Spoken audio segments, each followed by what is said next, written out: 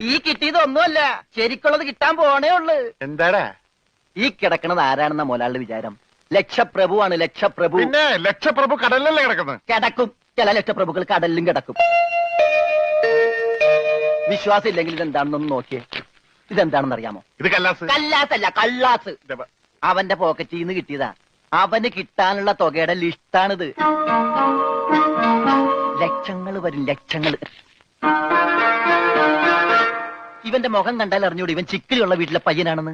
ഇവനെ രക്ഷപ്പെടുത്തിയ പകൽ ഒരു 5 ലക്ഷം രൂപ നമുക്ക് വാങ്ങിച്ചെടുത്തൂടെ? ആരോട് മേടിക്കും? അവന്റെ ഡാഡിയുടെ ഇന്ന്. തന്നില്ലെങ്കിലോ? കടപ്പുറം ഇളകും, കുത്തിപ്പിടിച്ച് വാങ്ങും. ഡാഡി നിനക്കറിയാമോ? അത് മമ്മിക്കറിയാലോ. മമ്മി നിനക്കറിയാലേ? അത് ഇവനറിയാലോ. ഇവനാരടാ? അത് അവർക്കറിയാലോ. ആർക്ക്? ഡാഡിക്കും മമ്മിക്കും. ഡാഡി മമ്മി ആരടാ?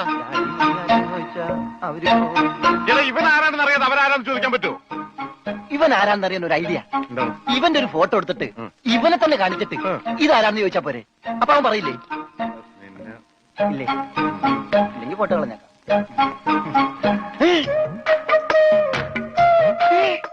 വന്നു. ആര്? ബോധം.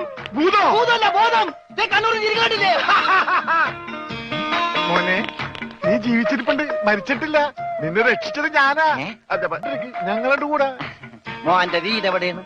നാടെവിടെയാണ്? ഞങ്ങൾ ഇപ്പൊ തന്നെ അറിയിച്ചേക്കാം. ഒന്നും പേടിക്കണ്ട, കാശ് തരാനുള്ളവരുടെ ലിസ്റ്റ് എന്തെങ്കിലും ഉണ്ട്. നമുക്ക് ഉടനെ മേടിക്കാത്. ഞങ്ങൾ പറയണത് മോൻ കേക്കണുണ്ട?